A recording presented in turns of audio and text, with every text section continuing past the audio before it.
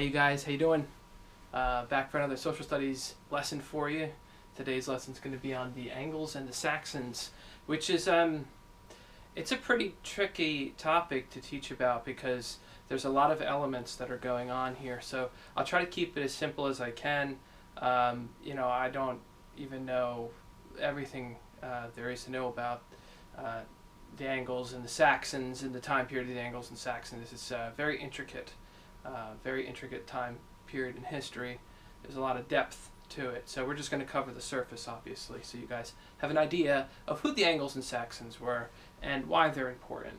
Okay, because even living in the United States, the Angles and the Saxons are important to us because, well, they're the precursors to the modern day English, right? And of course, we are from the English, the colony. So it's important for us to know about the Angles and the Saxons, especially since we're learning about medieval history, but also for our own history, so you know a little bit about who they were and where they came from and why they're important. All right, and so I traced the areas that we're going to be talking about today. You have, obviously, England, right, and the coastline of Europe. I put a projector on and I just kind of real quickly outlined the best I could this picture for you. So first thing, I want to real quickly cover what happens in England once Rome falls, because as I've talked about before, the Dark Ages begin as soon as the Roman Empire collapses. That was civilization, and now out of the ashes a new world has to begin, and that's the Dark Ages and the medieval time period. So England also goes through this, and around 410 the Romans pull out of England for good. They're not going to go back again. Tribal groups were invading from many different places. We talked about the Ostrogoths, the Visigoths, the Vandals, and all the other groups, also the Huns, right? We talked about all these different groups that were attacking Rome simultaneously, mass migrations, all the other things we talked about which led to the fall of Rome. So they weren't as focused on England at the time, and they started pulling their troops and their resources back in to protect the heartland of Rome, right? And so it wasn't as important for them. Well, after they leave, it's not very long before these two groups of people, the Scots and the Picts, notice their location to begin with, eventually Scotland, whatever. But it's not very long before these groups of people are going to cause some problems. And by those people, I'm talking about the Britons. That's the name of the people who were indigenous to England and the areas around England after the Romans leave. We refer to them as the Britons. Okay, and so the Britons come under attack by these groups of people, and they call for aid from Rome, and Rome pretty much says, hey, look, we got our hands full right now. We'll help you if we can and when we can, but you're going to have to do this thing on your own. And so that's what they start doing. And in order to beat back the Scots and the Picts, they need outside help.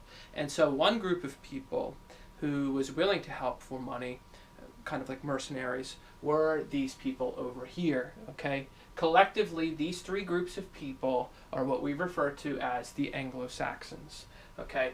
These are the Angles, the Jutes as well, and the Saxons. And I drew a line that I found that shows relatively the areas that they will wind up occupying in England after they help the Britons out. So the Anglo-Saxons, as they are called, will come to the aid of the Britons, and they will beat back the Scots and the Picts.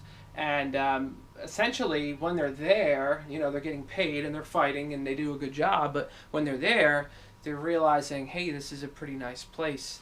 And when their demands are not met for more money and things, they decide, well, we're going to stay. And so that begins a conflicting period in time in this area between the Anglo-Saxons and the Britons and all different groups of people where really they're fighting over regional power, right? They're regional power and regional dominance. And out of this chaotic time period, which, by the way, we don't know a lot about, because things were very chaotic and nobody really wrote about them. We haven't found any type of really good written information.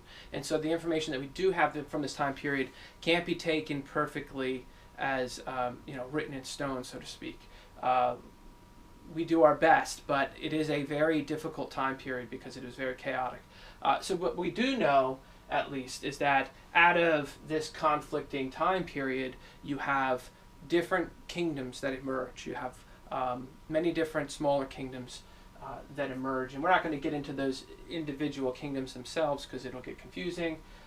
Same thing with the politics of the time period. These kingdoms are changing their allegiance, and new kings come into play, and civil wars break out. It's a very complex time period in history. It's really interesting, but we just don't have the time to cover it all. Quite frankly, I don't know all about it as it is, okay, because there is so much to know about it. So let's stay with the basics here.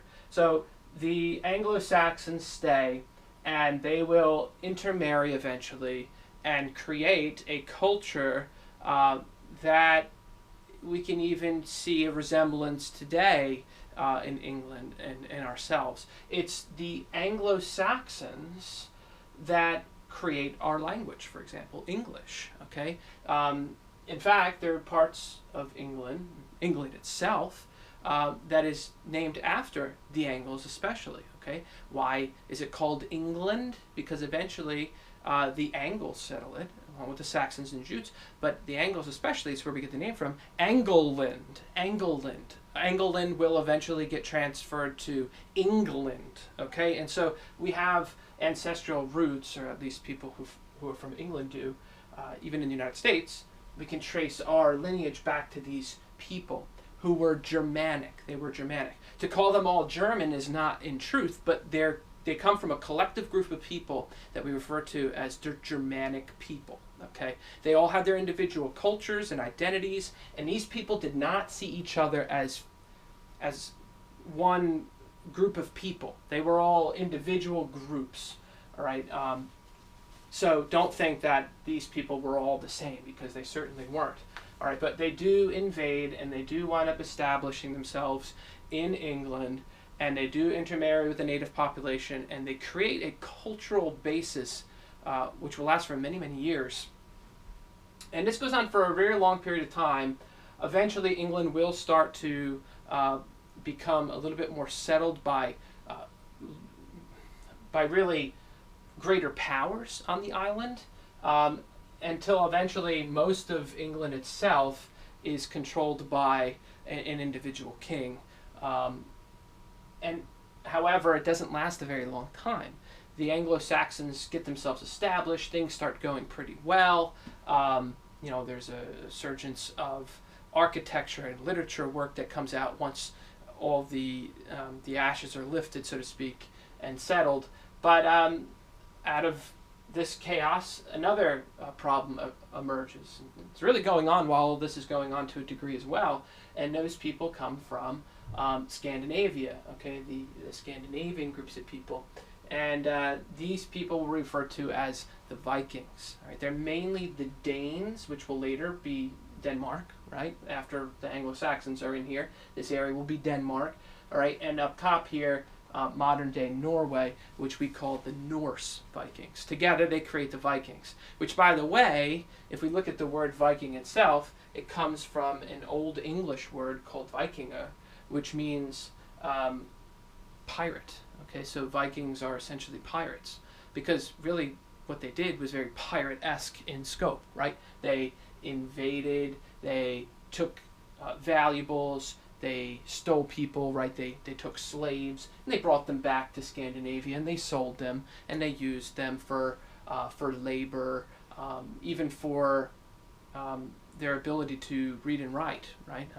Some slaves that were very popular to take were monks and whatnot, because they were educated and they could read and write, and that was something that not everybody could do during this time period, especially in this region where things were so turbulent. It just wasn't really a significant push for education for a period of time.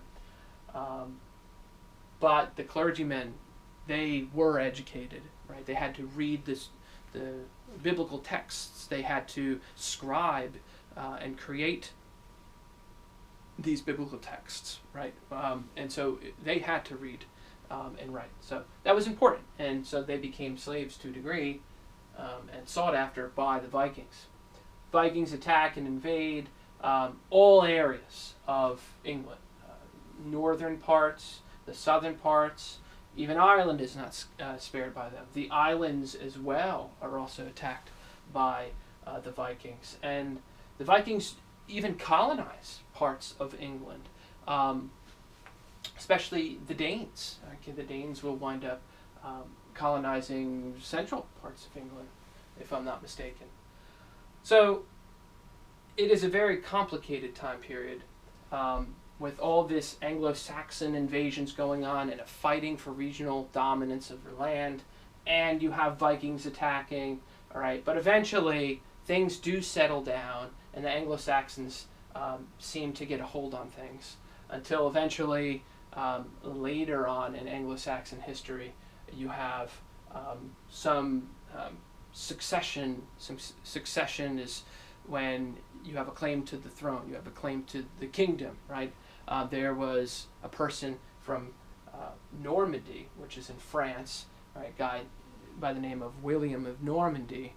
He will have a claim on the throne in England, to which he's ignored, which starts a war between the Normans from modern-day France and the Anglo-Saxon king. His name is Harold. And essentially, what it comes down to is one pivotal moment in history. And again, I'm just scratching the surface here, guys. There's so much going on here.